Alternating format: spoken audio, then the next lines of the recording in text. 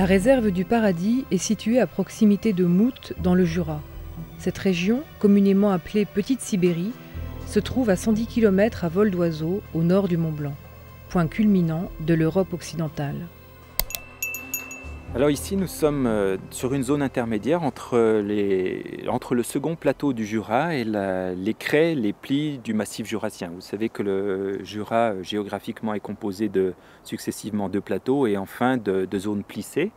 Et eh bien, nous sommes dans cette zone intermédiaire sur les premiers plis à une altitude de 1000 mètres environ sur les crêtes.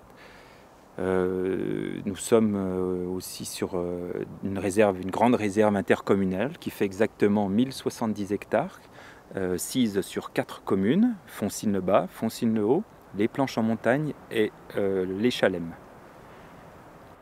Je suis technicien à la Fédération des chasseurs du Jura. Nous sommes partagés avec mes collègues les missions et je m'occupe plus particulièrement du chamois. La réserve est riche en chamois et ma fonction consistait à suivre l'histoire du chamois sur ce site et puis l'évolution de ses populations plus récemment et actuellement aussi la réalisation du plan de chasse.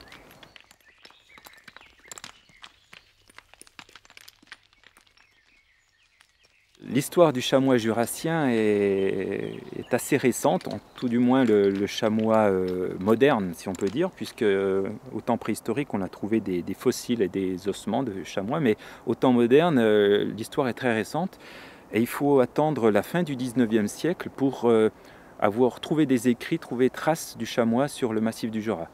L'origine du chamois contemporain, en quelque sorte, c'est le massif du Mont d'Or, dans le département du Doubs, où en 1898, il est observé, où il a été tué, pardon. Il a été tué un chamois en 1898, et ce chamois a été porté en triomphe, d'ailleurs, à travers les rues du village.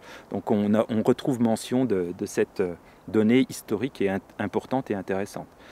Ensuite, c'est dans les années 30 qu'un médecin de Jougne fait état d'une petite colonie de chamois, toujours sur le site du Mont d'Or. Et on peut penser que c'est le départ de l'histoire, encore une fois, contemporaine du chamois jurassien.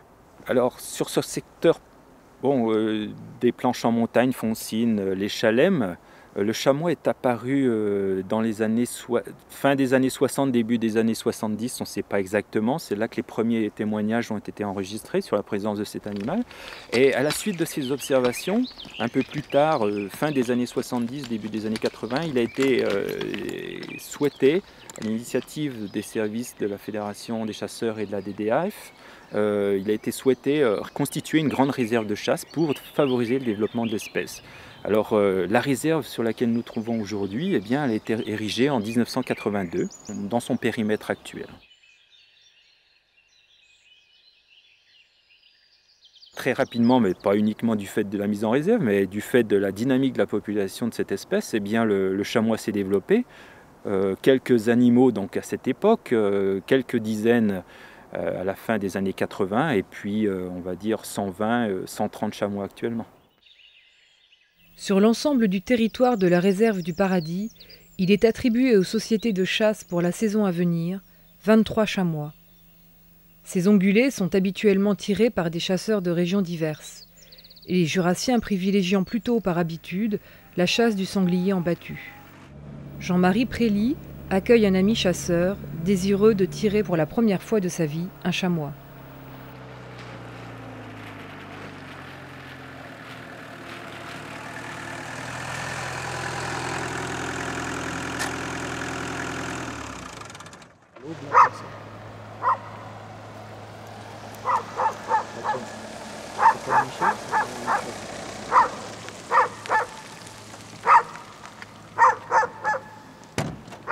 Salut Michel. Salut.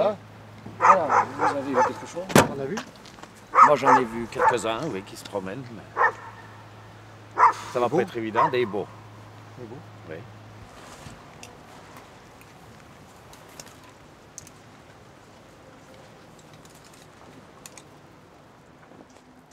Toi, tu vas aller avec Michel, hein, par le dessous. Ok. Et puis moi, je vais passer par le haut. toute façon, Sur toi, le tu vas dessus. faire l'approche au petit. Toi, tu vas chasser le petit. Voilà. Donc Voilà. tu pars sur l'autre versant. Tu là, pars Sur l'autre versant, Ok. Voilà. sur le haut des roches. Ouais, ouais. D'accord.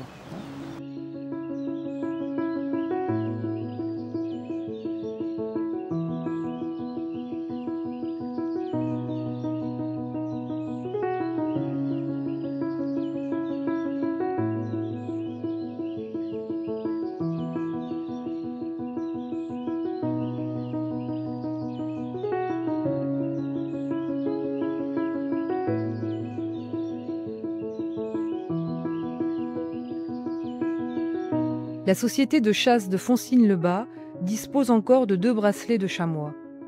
2 groupes se forment afin de tenter chacun de leur côté une approche sur ce vaste territoire. Michel sera le guide d'Éric sur ces chemins escarpés. La marche y est souvent difficile, longue, épuisante, pour un résultat plus qu'incertain.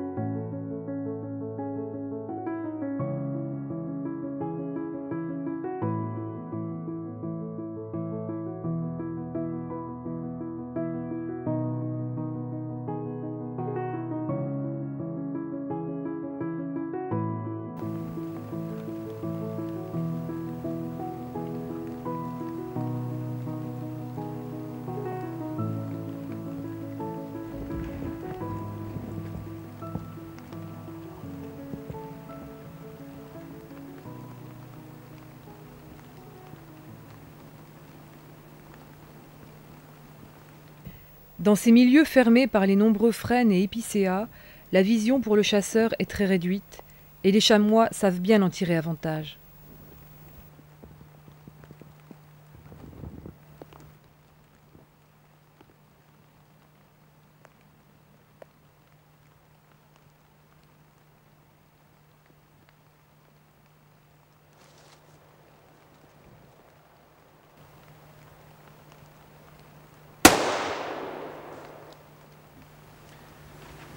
Ce matin, on a essayé de faire une approche avec donc le guide local. Ça a été très très dur, je ne connaissais pas du tout le biotope.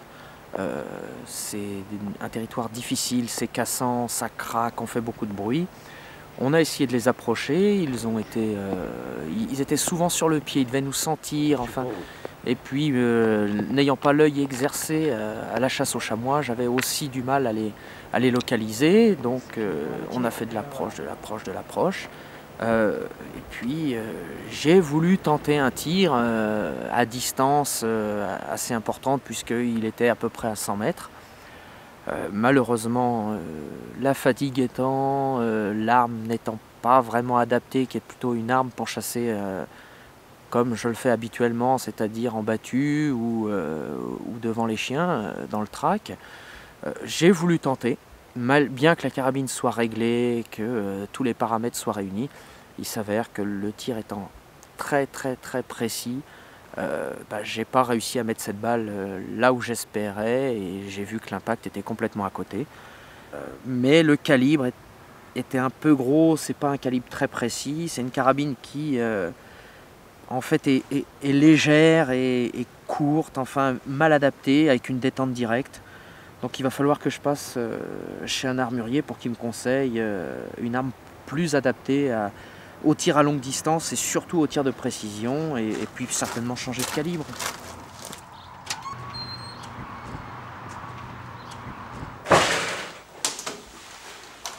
Bonjour. Salut Fred. Salut Eric. Tu vas bien? Non, ça va pas. J'ai un souci. Tu sais, je me suis lancé dans la chasse à l'approche là. Ouais. Et j'ai essayé d'aller au chamois cette année pour tirer mon premier chamois. Et avec ma 35, ça va pas du tout. Ouais, effectivement. Ouais. J'ai essayé de le tirer à 130 mètres à peu près. Ouais. Je suis complètement à côté. Ouais. Complètement. Alors je voudrais bien savoir ce que tu as. Ouais, ça c'est un excellent calibre pour la battue. Hein. Pour l'affût, je t'aurais dû m'en parler. Donc tu as différentes carabines, hein, Kiplov, carabine à verrou. Donc au niveau du calibre, je dirais 270, voire un 6.5-57 ou 7 mm Remington. Mais en attendant, je vais te prêter ma carabine, je vais te faire voir et puis on se reverra après quand on aura un peu plus de temps. D'accord. Ok.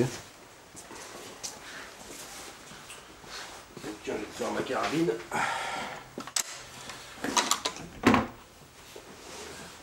Alors, si tu veux, dessus j'ai deux lunettes, hein, parce que c'est une carabine que je me sers aussi bien en battue qu'à l'affût. Hein, donc j'ai une lunette de battue qui est réglée donc en 11 grammes pour le tir de battue. Où là, bien sûr, j'ai allongé le verrou pour avoir un réarmement beaucoup plus rapide en tir de battue. Mais enfin là tu n'auras pas de souci puisque c'est du tir d'affût. Donc j'ai une deuxième lunette que je vais te prêter. Hein, c'est un 2,5 10-40 pour le tir qui est réglé en 9 grammes 7. Donc je vais te prêter celle-ci si tu veux.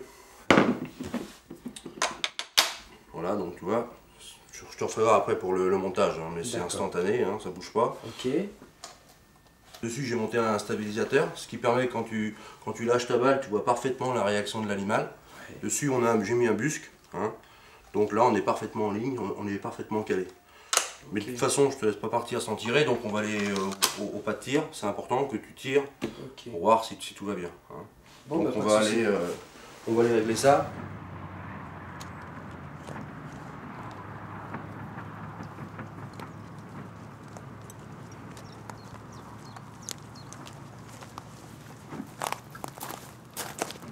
Bon Eric, je vais lâcher une balle, voir où elle est, normalement elle est réglée, puis toi derrière on règle par rapport à ton œil. Hein. Donc là on va la contrôler à 100 mètres, hein. De toute façon entre 100 et 150 mètres tu changes rien, hein. Donc c'est toujours dedans, donc il n'y a pas de problème. Donc, je vais lâcher une balle et après tu tireras pour voir par rapport à ta vue. Donc là Eric, il n'y aura aucun recul, hein. De toute façon t'as rien à craindre, hein. C'est calé. Aucune contrainte au niveau du devant par rapport au canon.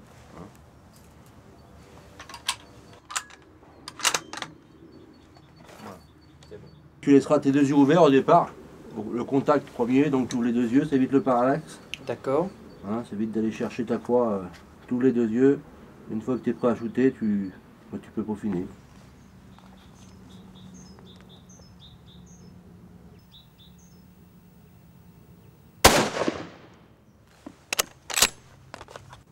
Bon Eric, à toi. Ok.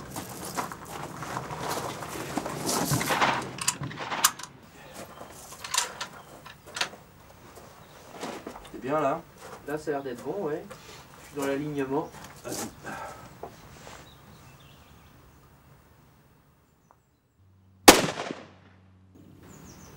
Bon bah écoute, c'est parfait. On va aller voir sur place. Ok. Bah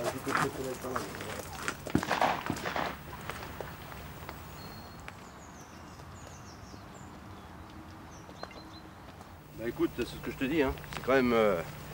Ah ouais. Je dirais que c'est exceptionnel entre la mienne et la tienne. Hein. Oh, purée, donc, ouais. Non, là c'est beau. Voilà, me demande pas de le refaire deux fois quand même. Hein. Et à 100 mètres, ouais. Bon bah, le chamois n'a qu'à bien se tenir maintenant. Ouais, j'espère. Bon bah super. Théoriquement, là, il n'y a pas de souci. Eh ben je pars confiant, c'est super. Parfait, parfait. Merci.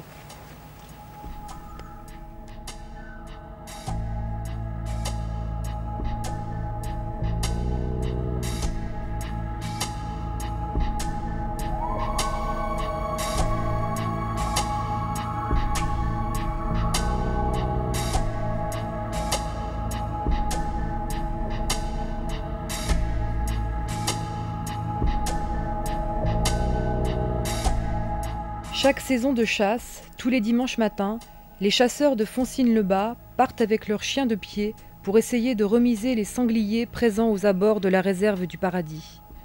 Car il est le seul grand gibier avec le chevreuil à pouvoir être chassé en collectivité.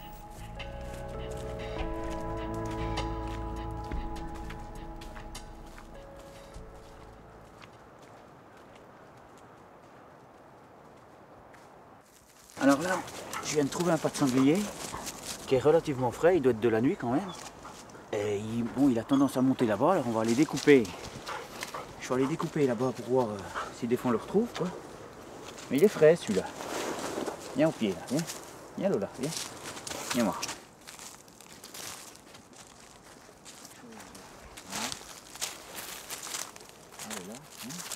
Il y a un sanglier qui est passé là.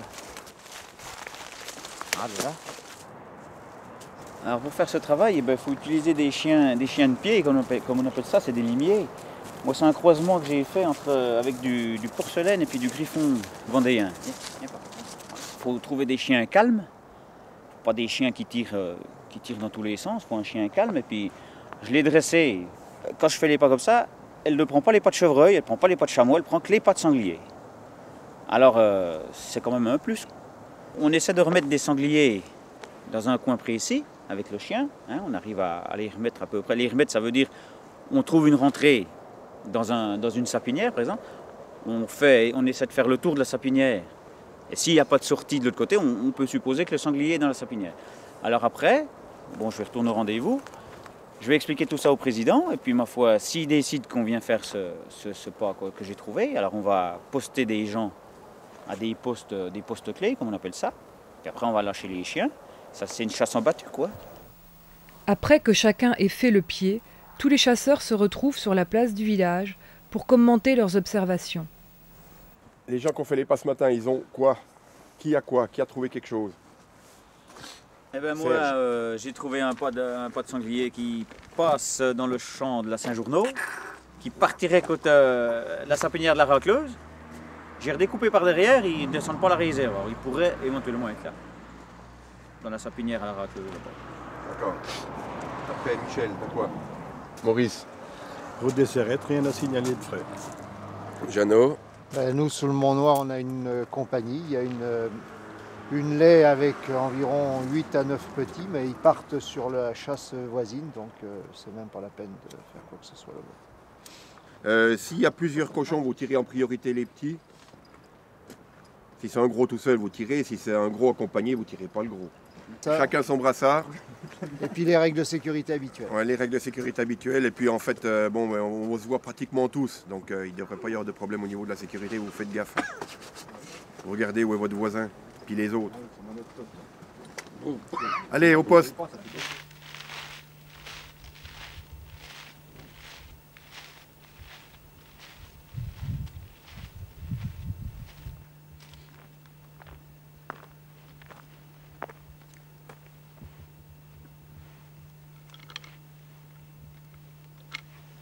En ce qui concerne le sanglier, là on est en nette progression, puisqu'il y a encore 20 ans, on avait un sanglier. Quand on tuait un sanglier par saison, c'était très beau.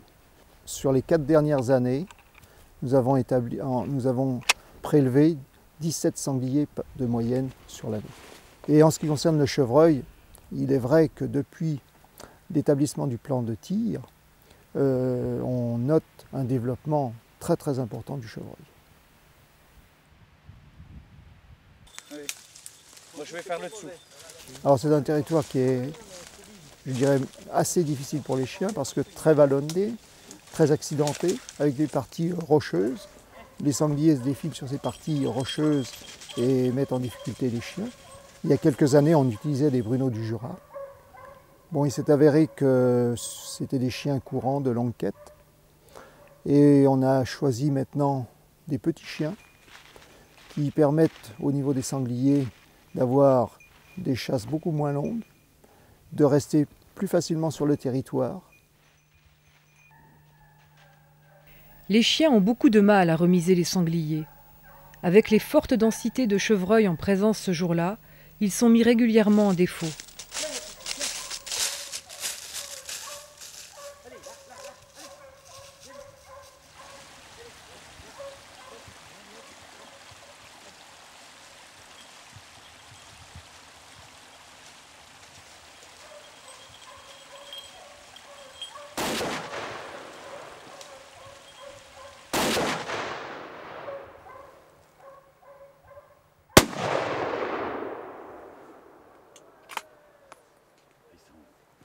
Il est beau, hein? Non. Il sortait du bois, hein? Il est sorti du bois. Ben, tu vois, puis il est sorti au champ, là, puis...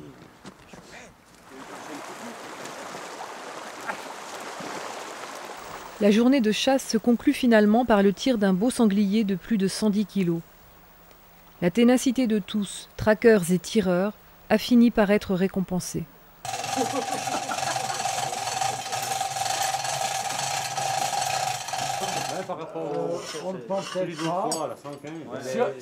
Michel, Jean-Marie et leurs collègues de la société de chasse de Foncine-le-Bas s'apprêtent maintenant à fêter chaleureusement et comme il se doit, la conquête d'un nouveau trophée.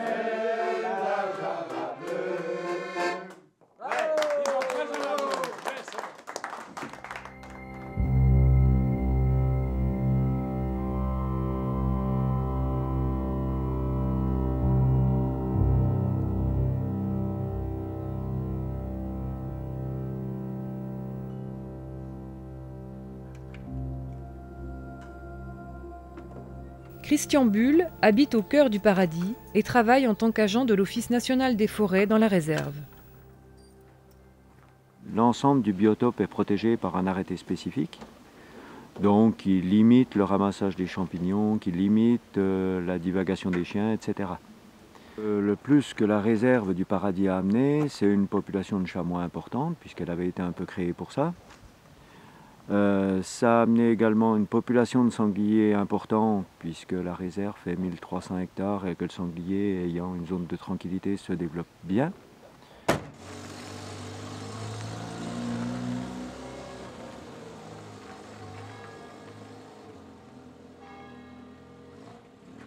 La réserve du Paradis présente aussi un intérêt non négligeable en période de chasse. C'est que le week-end, on n'a pas de chasseurs dans cette zone-là et que certaines personnes, citadines pour la plupart, préfèrent se promener dans des zones où les chasseurs ne sont pas. À la chasse à la carabine, j'avais plus guère de sensations. Donc des sensations, l'arc devrait m'en procurer. La recherche du gibier blessé m'en procure avec mon chien. Et je pense que c'est les deux seules activités cinégétiques qui sont susceptibles de me procurer encore un petit peu de sensation, oui. Disons qu'en chassant à l'arc, on est obligé d'être plus attentif au milieu dans lequel on évolue. On est obligé d'être plus observateur. On est obligé de très bien connaître le territoire sur lequel on va chasser. Il n'est pas question de venir chasser à l'arc dans un secteur qu'on ne connaît pas. C'est impensable. Il faut vraiment bien connaître les habitudes des animaux, bien connaître l'environnement pour arriver à réussir. Mon entraînement au tir à l'arc est tel que je peux placer des flèches correctes jusqu'à 10 mètres. Au-delà, il y a trop de risques de blessure des animaux, donc il faut impérativement que je tire à 10 mètres au plus. Et pour approcher un chamois à moins de 10 mètres, il faut être d'une discrétion remarquable. Donc il faut d'abord choisir des bonnes conditions météo, si possible un temps humide, un petit peu de vent, pour pouvoir se mettre du bon côté, des habits adaptés, des chaussures qui ne fassent pas de bruit, des vêtements qui ne crissent pas, et puis ensuite une lenteur remarquable. Il faut vraiment aller très doucement. Il faut éviter de casser la moindre branche, la moindre feuille, de déplacer le moindre caillou.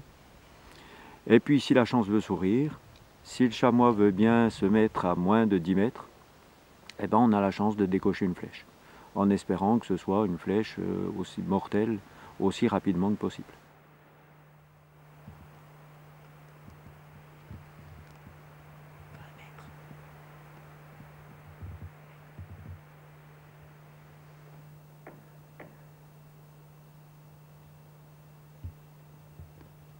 L'éthique de la chasse fait que on devrait ne tirer les animaux qu'en travers. Donc la zone à toucher, la zone à atteindre, c'est la zone cœur-poumon. En dehors de ça, à mon avis, il y a guère de salut.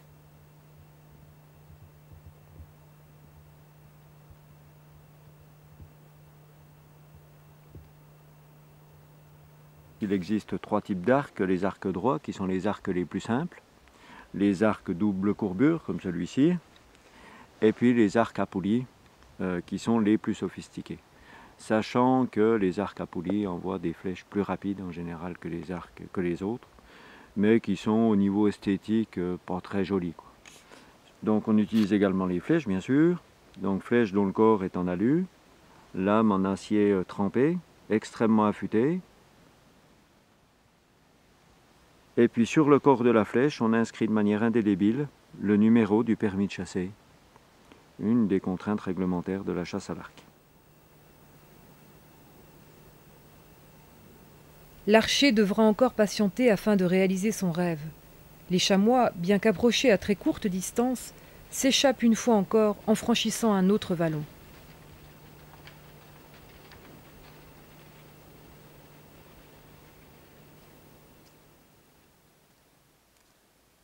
Christian Bull ne rentre jamais bredouille de ses longues observations en forêt. Il s'est constitué une collection de massacres plus qu'insolite. Au cours de mes activités professionnelles et synégétiques, voire de loisirs, j'ai trouvé pas mal de trophées d'animaux morts en forêt, dont vous avez un échantillon ici. Donc ces trophées de brocards et de chamois ont des origines diverses.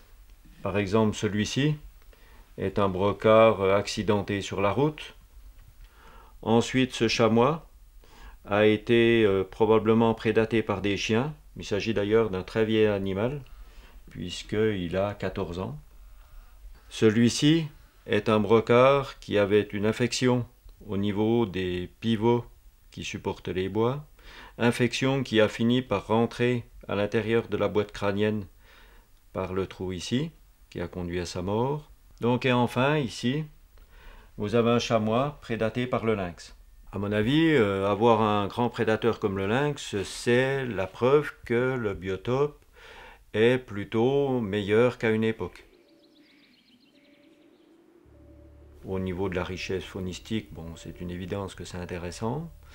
Les chasseurs apprécient pas toujours sa présence, mais enfin, à mon avis, ils ont tort, dans le sens où le lynx est là depuis 10 ans, et puis que les prélèvements synégétiques ne font qu'augmenter. C'est donc que le lynx n'a pas un impact aussi catastrophique qu'on a bien voulu le dire au début. Il faut quand même savoir qu'un lynx prédate en gros 60 à 70 ongulés par an. C'est pas sans importance. Les seuls problèmes qu'on pourrait rencontrer sont liés au fait de présence de femelles et de jeunes, qui elles sont peut-être un peu plus cantonnées et prélèvent probablement plus d'individus sur une surface plus faible. Le lynx est présent dans la réserve du Paradis depuis le début des années 90.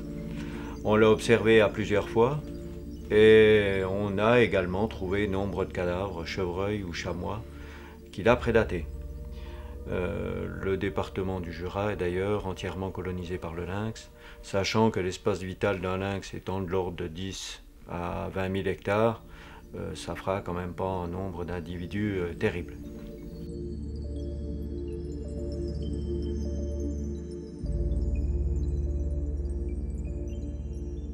J'ai eu le bonheur de rencontrer 2 fois un lynx. Une fois que j'étais à la pêche, au Grand Maclu, il était en face de moi, il s'est arrêté au milieu d'une croisière, d'une carrière, et là il m'observait un moment, il est parti. Et une autre fois, la chasse au chamois. Chasse au chamois, je l'ai entendu venir à 300 mètres, je ne sais pas s'il était malade, il a haleté, il faisait et d'un seul coup je l'ai vu à 30 mètres de moi, il a sauté la roche, c'était vraiment magnifique. Je suis venu à la sculpture par la chasse. Et puis mes sculptures, ça vient de voir les bêtes. Comme à l'approche du chamois, vous allez tout doucement, vous voyez là, quand il se lève, quand il se méfie, quand il tourne les oreilles pour écouter, alors qui est prêt à bondir, c'est là que c'est intéressant. On cherche à avoir le maximum d'effet, quoi. Il suffit qu'un bout de bois qu'il y ait une forme, et on continue. Alors, ça peut être aussi bien un faisan, un chat, un renard. Alors c'est déjà bien dégrossi parce qu'il a déjà la forme. Et c'est tout du bois de récupération que je trouve dans la forêt, c'est pas du bois de premier choix.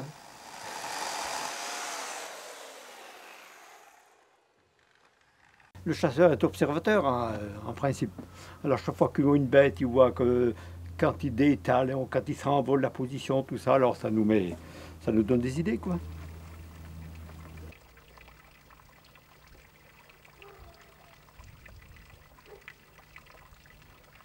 Le massif jurassien est une région à forte activité sylvicole. Les forestiers, désireux de préserver ce capital naturel, s'imposent des règles d'exploitation en harmonie avec le milieu. Pour cela, ils encouragent de nombreuses initiatives et remettent au goût du jour des traditions ancestrales.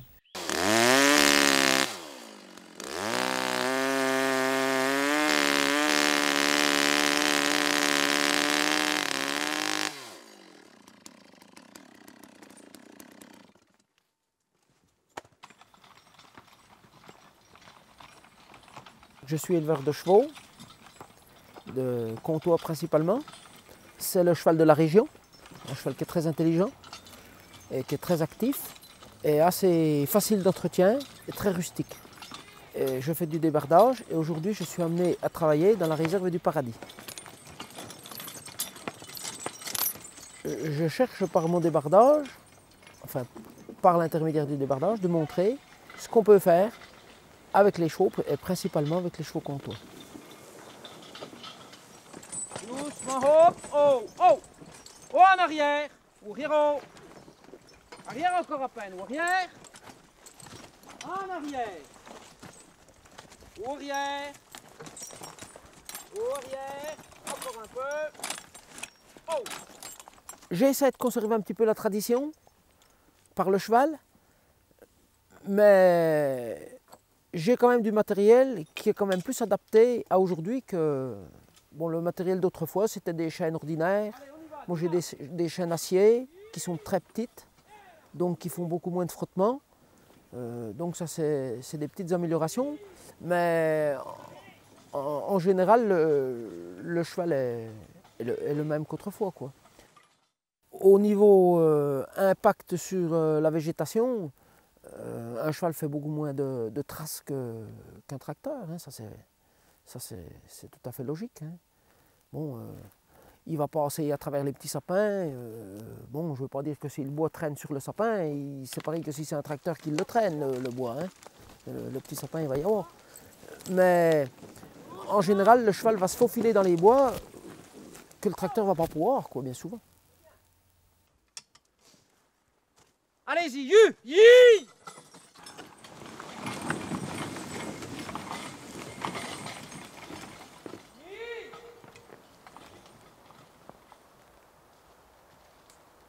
Ces travaux faits par l'Office national des forêts en relation avec la collectivité propriétaire, la commune des Planches-en-Montagne en l'occurrence, répondent à deux objectifs.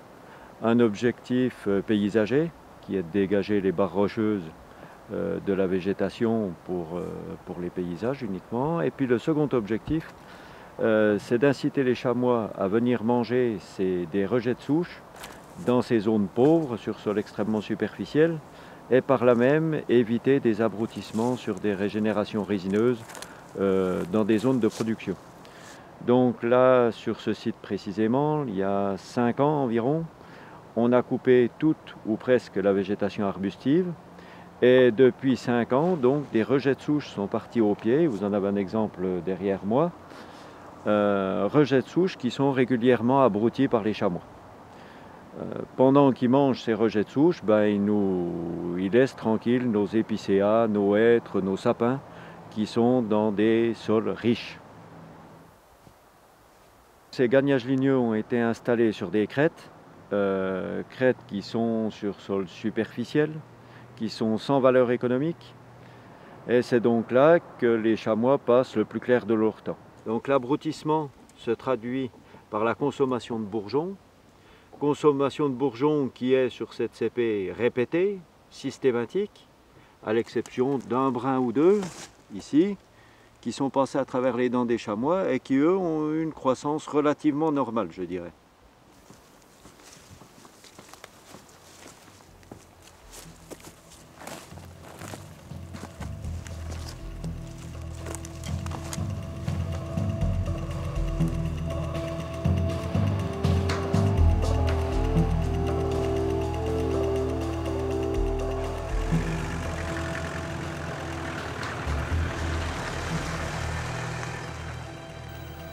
En ce matin hivernal brumeux et froid de la fin janvier, la saison de la chasse au chamois arrive à son terme. Éric tente une deuxième approche qu'il espère fructueuse. Chasser au paradis, cela se prépare méticuleusement. Salut Michel. Ça va? Salut. Salut. Ah, Ça va aller. tu vas chercher ta carabine? T'as changé de carabine? C'est vrai? Bah oui.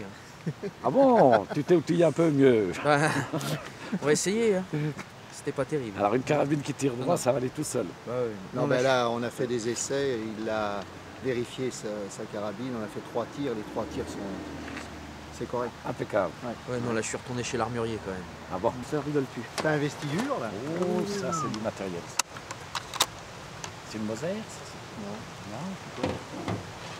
C'est une Remington. Bon, qu'est-ce que je fais? Je la monte tout de suite ou...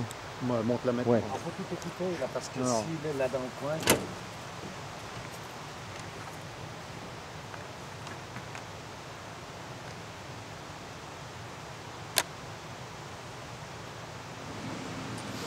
Bon, ben... 5 Mich- lettres. Bon, 5 lettres. Michel, porte-moi chance. Allez, Allez, on y va. On va par là.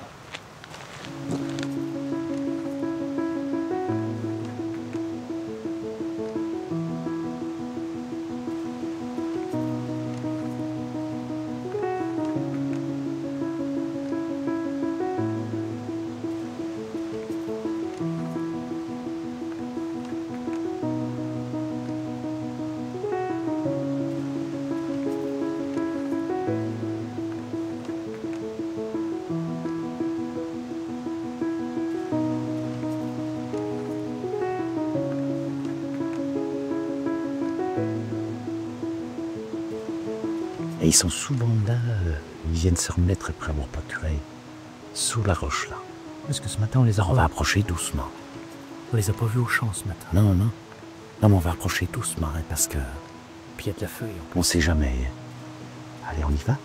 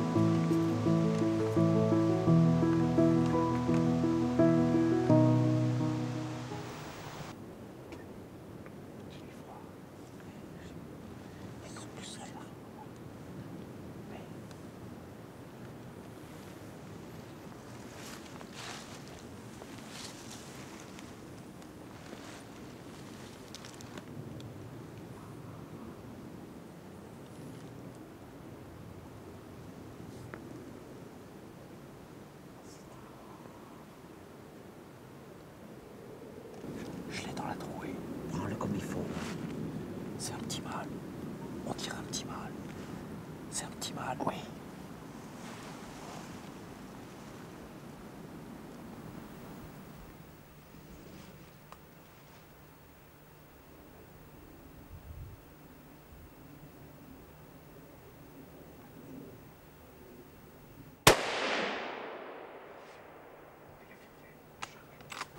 Tu l'as? Oui, oui, tu l'as eu, je le vois plus. Hein.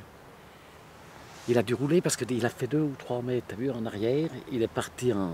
Il est parti en louvoyant. Moi, Ah à oui, l'impact, oui. je le vois partir. Et puis il doit être juste derrière les arbres qu'on voit là-haut. Je vois la tête, moi. La tête se disparaît derrière une trochée de hêtre. J'ai juste le défaut de l'épaule et d'après moi, je lui mets une balle de cœur au ras du tronc. C'est bon. J'espère. C'est une belle balle. J'espère De toute qu'elle est façon, bien il a placée. reçu. Hein. Hop, allez. Zou. Allez, hop, on y va. Je remets mon petit bonnet. Alors là, moi, j'ai glissé sur un caillou là-bas, je me suis tordu la cheville en plus.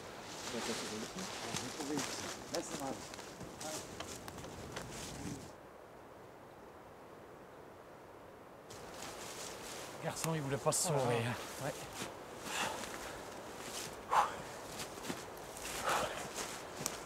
Oh, pauvre, c'est pas un vieux, non. Mais c'est un beau chameau.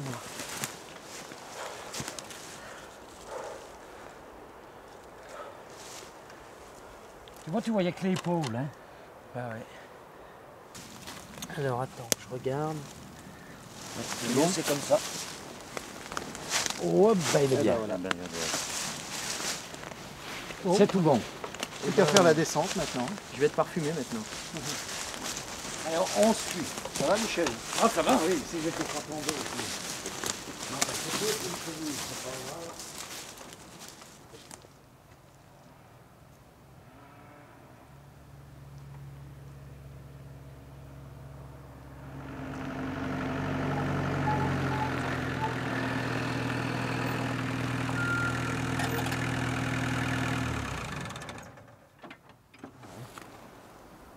Il y a des beaux mâles dans la réserve. Oui. Vous en avez vu des beaux mâles? Oui.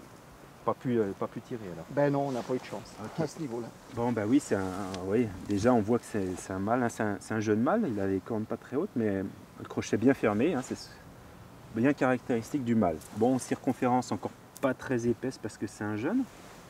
On va regarder l'âge qu'il a. Pour chaque chamois qui est prélevé, on remplit une fiche signalétique donnant toutes les caractéristiques de l'animal. Cette fiche signalétique est transmise à la fédération et la fédération s'en sert pour faire ses statistiques. Voilà, c'est un suivi qualitatif de la population de chamois en fait qu'on fait. Vous voyez, on voit une seule dent remplacée, hein, puisque les incisives par demi-mâchoire, hein, donc il y a 4 incisives par demi-mâchoire, 4 incisives de lait quand il est chevreau, et puis ensuite les dents sont remplacées à raison de 1 paire par année, donc par demi-mâchoire ça fait 1 dent, et là normalement on dirait que c'est un chamois qui a 1 an. Première incisive remplacée, on dirait que c'est un chamois qui est dans sa 2e année, donc 1 an. On va vérifier après par les cornes. Hein. Donc il faut que je cherche s'il a passé un 2e hiver. À mon avis, non, c'est un éterlou, c'est un très bel éterlou. Et alors, bon, on verra avec le poids, on le pèsera tout à l'heure. Et donc, là, on peut pointer celui-là. Vous pouvez pointer pour l'âge. Voilà. Et on va le peser. On va le peser. C'est la dernière. On rentre à la maison. Absolument. Ouais. Ah oui, c'est ici.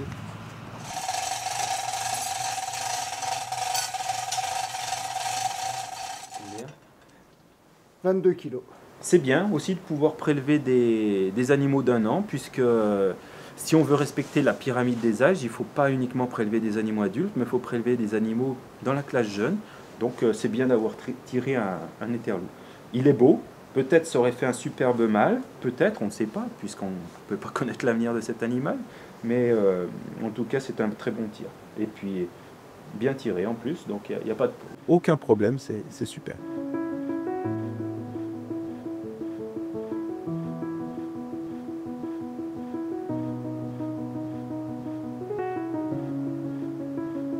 Après ces journées intenses de chasse et de rencontres, Eric a fait réaliser par un taxidermiste le massacre de son éterlou.